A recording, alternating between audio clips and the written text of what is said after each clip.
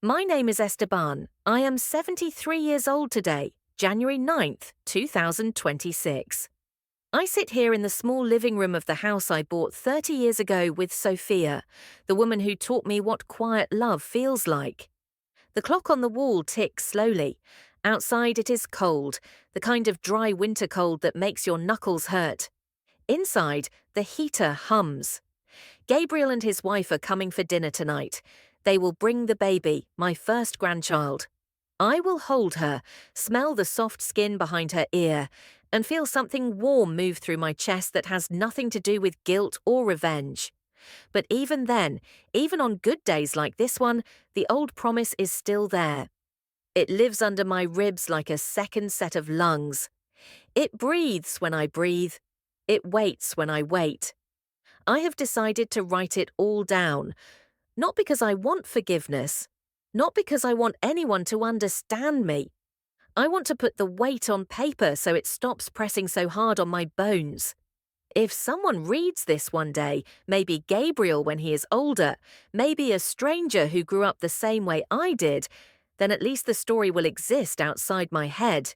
This will not be short. I will not rush. Some truths need room. Some truths need every single breath they stole from you returned, one word at a time. When I was very small, 4, maybe 5, my mother still lived with us.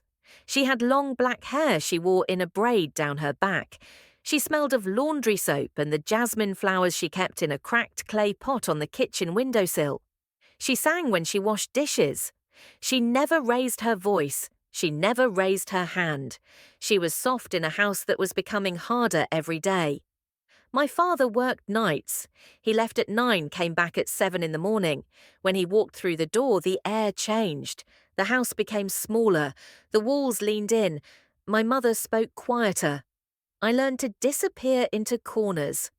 One morning, I must have been 5, he came home and found the kitchen table still dirty from the night before. My mother had been sick, throwing up all night. She couldn't clean. He didn't ask why. He just looked at the plates, the crumbs, the half-empty glasses. Then he looked at her. I remember her standing by the sink, hands wet, eyes already full of knowing. He didn't shout. He walked over, took the dish towel from her shoulder, wrapped it around his fist, and hit her once, hard, across the mouth. She fell against the counter. A glass broke. I ran to her. He pushed me away with his boot. That was the day she started packing. She left 3 weeks later. I woke up and her side of the bed was empty. Her clothes were gone. The jasmine pot was still there, but the flowers were dead. I never saw her again. After that, it was just him and me. He never hit me as hard as he hit her. Not at first, but he made up for it with consistency. Every mistake became a lesson. Every lesson became leather on skin. I was 6 when he first used the belt on me. I had left my school shoes outside overnight. They got wet in the rain. He made me stand in the hallway in my socks while he explained how irresponsible I was. Then he told me to drop my pants. I cried before the first lash. He told me to stop or it would be worse. I bit my lip until it bled. I learned fast. By 8, I no longer cried out loud. By 9, I stopped flinching when I heard the buckle. By 10, I had learned to stand straight, take it, and then walk back to my room without limping too obviously. And every time, after he finished, he would say the same thing. This hurts me more than it hurts you, Esteban. One day you'll understand. One day you'll thank me for making you a man. I never thanked him. I hated him quietly. The hate grew roots. It grew deep. It grew patient. The night of the spilled milk changed everything. I was 11, almost 12. It was late November. The house smelled of beans and onion. I had cooked dinner alone because he was late. I set the table carefully, rice in the middle, beans on the side, the egg on top, sunny side up, just the way he liked it. I poured the milk, half a glass. Exactly. My hand shook. I don't know why. Maybe I heard his key in the door. Maybe I was tired. The glass tipped. Milk spread across the tablecloth like slow white lava. He walked in, saw the mess, saw me standing there with the empty jug in my hand. He didn't speak at first. He took off his coat, hung it on the hook, unbuckled the belt, folded it in half. Then he spoke. "Drop your pants, bend over the table, you know how this works." I did. That night was different. He didn't count to 10 and stop. He kept going. The leather bit deeper each time. I felt skin split. I tasted blood from where I bit my tongue. When he finally stopped, I slid down to the floor. My legs wouldn't hold me. He stood over me for a long time, breathing hard. Then he said, "Clean it up, then go to bed, and don't let me hear you snivelling." He went to his room, closed the door. I stayed on the floor until the kitchen light burned my eyes. Eventually, I crawled to the bathroom. I looked in the mirror. My face was pale, my eyes were dry.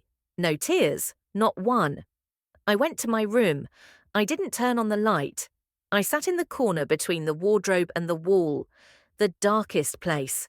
I rocked a little, back and forth, and I spoke to the darkness. Not loud, just a breath. "I promise you," I said, "when he is old, when he cannot stand without help, when he is afraid of shadows, when he calls for me and no one comes, I will remember this night. I will remember every night, and I will do nothing. I will give him exactly what he gave me: silence, waiting, emptiness." I fell asleep in that corner. When I woke up, the sun was up, my back was on fire, but the promise was cold. It stayed cold. It stayed with me. I carried it through high school, through the scholarship exam, through moving to the city, through meeting Sophia, through our wedding, through the birth of Gabriel. Every time my father called, once a year, twice a year, I heard the promise answer before I did. "Tell him you're busy," it said. "Tell him you'll visit next month. Tell him anything except yes." I did. Years passed. He got older. His body failed piece by piece. First the knees, then the back, then the memory. When he could no longer cook for himself, I paid for a part-time helper. When the helper wasn't enough, I found the nursing home. I chose the bad one on purpose, not cruelly, not angrily, calmly, the way a judge chooses a sentence. I filled out the forms, I paid the deposit, I drove him there myself. He thought it was temporary. He kept saying, "When I get better, I'll come live with you, right, Hee-ho?" I didn't answer. The first few months he still called sounding like himself, strong, demanding. Then the tone changed.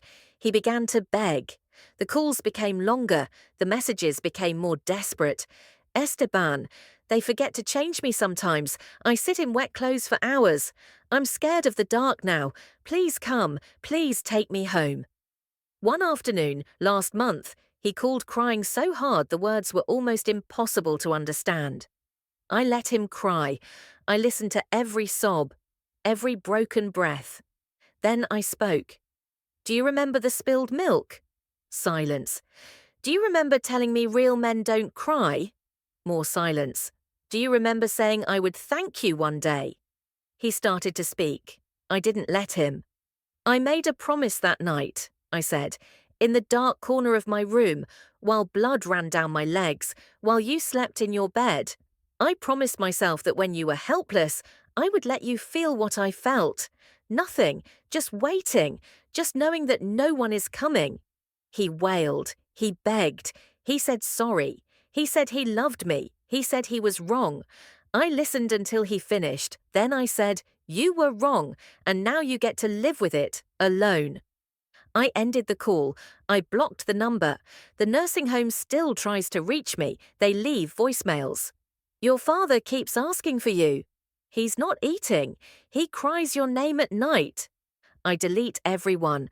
Sometimes at 3 in the morning, I wake up and think about the boy in the corner. I think about how small his voice was, how certain, how patient. I get up. I walk to the kitchen. I pour a glass of milk, half full. I carry it to the window. I look out at the dark street, and I drink it slowly. I don't spill a drop. Gabriel knows most of it now. He asked me once, quietly, the way he asks everything, "Dad, do you ever regret it?" I looked at him for a long time. "No," I said, because if I had forgiven him, I would have betrayed the boy who made that promise, and that boy deserved better than me forgiving the man who hurt him. Gabriel nodded. He didn't argue. He just hugged me. Hard. Tonight he and his wife are coming. They will bring the baby. I will hold her. I will feel her tiny heart beating against my chest. And somewhere deep inside me, the promise will stay quiet. It has been kept. It doesn't need to speak anymore. I am 73. I have a family that loves me. I have a home that is warm. I have nights without fear. And my father, wherever he is right now, in that small room with the cracked walls and the buzzing light, is learning what it feels like to wait for a son who never arrives. That is all. That is the whole story. Not because I need you to agree, not because I need you to judge. Simply because the promise was real. And I kept it. Esteban. January 9th, 2026. Still breathing. Still free.